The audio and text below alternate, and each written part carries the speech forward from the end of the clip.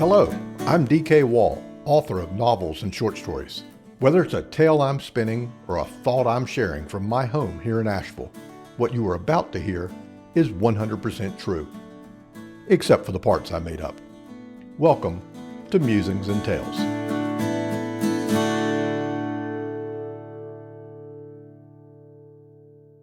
Three bears, a mama and her two cubs, close enough I could touch them.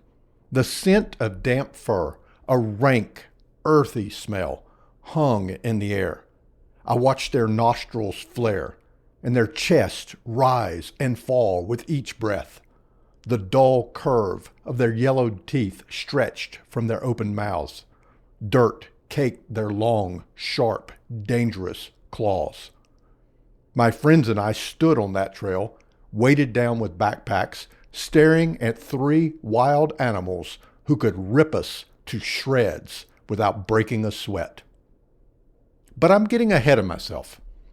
It was the summer before my senior year of college. My seasonal job had ended, and school didn't start for another 2 weeks. So a group of us piled into a van and drove cross-country to New Mexico to hike the Sangre de Cristo Mountains. The blood of Christ. Sounds ominous. Honestly, it's beautiful. Majestic peaks soar over 14,000 feet into the air. Hiking trails crisscross miles of wilderness dotted with rugged camping areas. We went deep into the backcountry, far from the crowds and modern niceties, and savored the glories of nature, such as bears. Lots and lots of bears. When we encountered others on the trail, we heard a growing legend of a mama bear and her two cubs terrorizing campers. They ripped into packs, raided campsites, and grew bolder with each successful heist. Be careful, the rangers warned. And we were. Every night after dinner, we followed protocol. Hung our food and everything with a scent on ropes strung between trees, dangling high in the air, suspended in the empty space between trunks. Bears can easily scale a tree, but they can't walk a tightrope. Now, when I say everything went into those bear bags, I mean things you might not expect. Film, for example. For my younger readers, once upon a time, cameras didn't have memory cards. They used actual film. Little rolls of plastic you loaded into the camera. You didn't know if a photo came out until the film was developed, sometimes weeks later.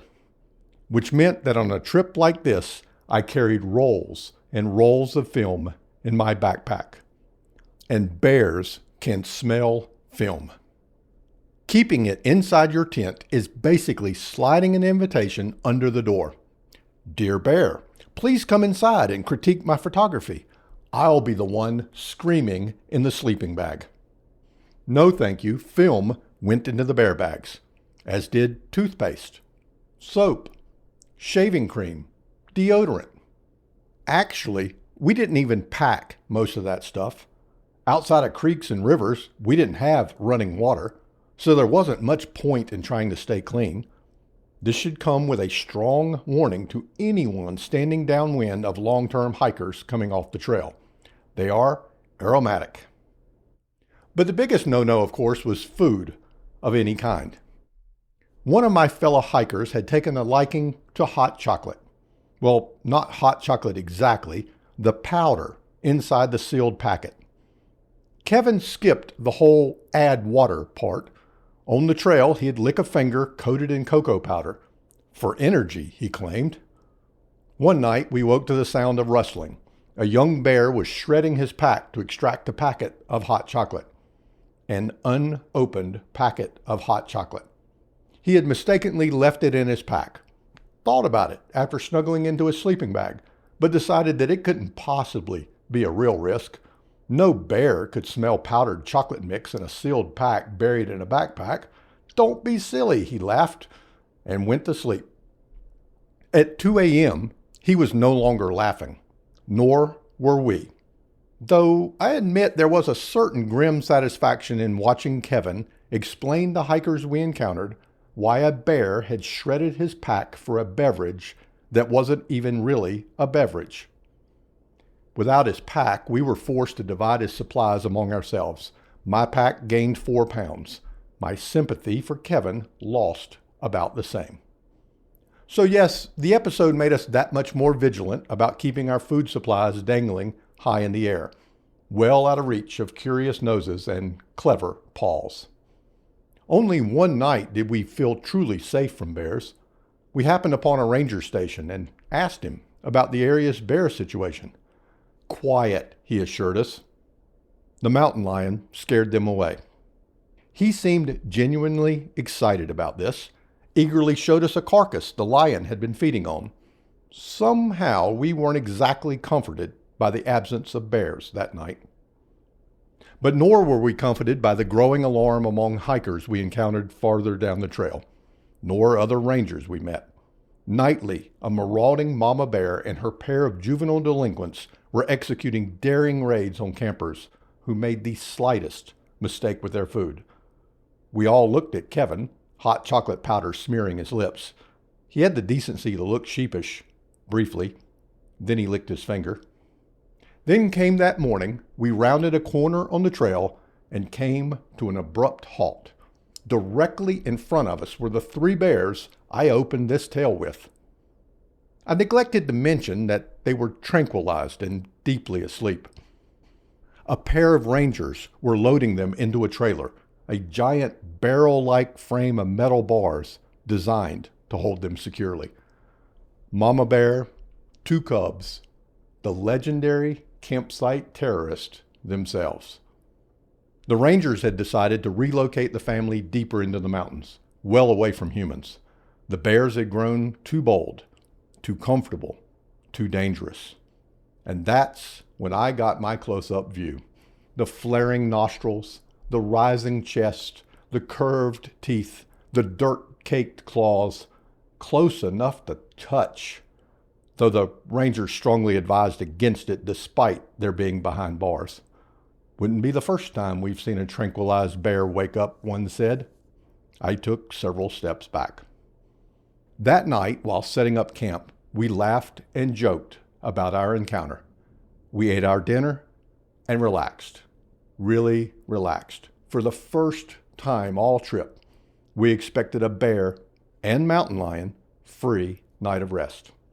We still followed protocol. Everything in bear bags hung high in the air. Frisked Kevin for contraband cocoa. Twice. We weren't stupid. But knowing that Mama and her cubs were miles away, bouncing along in the back of a ranger's trailer towards some distant corner of the wilderness, gave us the ability to sleep soundly. Earlier that evening, we'd drawn straws for breakfast duty. The losers would bring down the bear bag at dawn and cook, while the rest of us enjoyed one glorious, lazy morning of sleeping in. I was not a loser. I would get some extra rest. And so I awoke the next morning refreshed, truly refreshed, after a full night's sleep for the first time in days. The smell of sizzling food hung in the air. My mouth watered. I lay tucked in my sleeping bag, savoring the anticipation of the luxury of a hot breakfast. I didn't have to cook. Life was good. And then I heard a noise. I rolled over, slipped on my glasses, unzipped the tent flap, stuck my head out into the morning chill. Breakfast was indeed already being eaten, but not by humans. Our unlucky chefs were standing far, far away, frozen, watching helplessly. And sitting in the middle of our campsite, perched on their rumps like they owned the place, were a mama bear and 2 cubs, enjoying a lovely breakfast. Paws worked through our supplies with surprising dexterity. The cubs squabbled over the good bits. Mama licked the frying pan. All while I lay in a tent not 10 feet away, quietly scoping potential escape routes. Here's the thing about the wilderness. Just because the rangers had caught a mama bear and her 2 cubs didn't mean they had caught every mama bear and her 2 thieving cubs. Terrorizing campers in the Sangre de Cristo Mountains wasn't a unique Ursine career path. It was a Bruin tradition. What could we do? We tried shooing them, yelling, banging pots together from a safe distance, of course. The mama bear looked up once, chuffed, went back to licking the last specks of grease from the pan clutched in her paws. Her kids frolicked around our campsite, racing in and out of empty tents. We debated sprinkling hot chocolate powder on Kevin and sending him running down the trail as a decoy. He refused.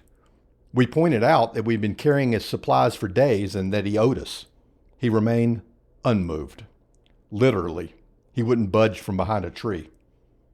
Only when the bear family was satisfied, when they had consumed every last morsel of our breakfast, did they finally waddle away into the trees, full, content, completely unbothered. We stood in the wreckage of our campsite, surrounded by shredded packaging and empty containers. Our stomachs growled, but our meal was gone. There was nothing left to do. So we packed up and hiked, hungry. Fortunately, we had Kevin's supplies in our backpacks. We divvied up the last packets of hot chocolate despite his protest. Honestly, hot chocolate eaten straight from the packet off a dirty finger on an empty stomach isn't half bad. Thank you for letting me bend your ear today. If you enjoy the yarns I spin here, I invite you to explore my novels and short stories over at my online home, dkwall.com. That's dkwall.com. It would also mean the world to me if you'd follow or share this podcast so these tales can travel a little further. Your interaction tickles those little computer gremlins that spread the news. Until the next episode of Musings and Tales, happy reading.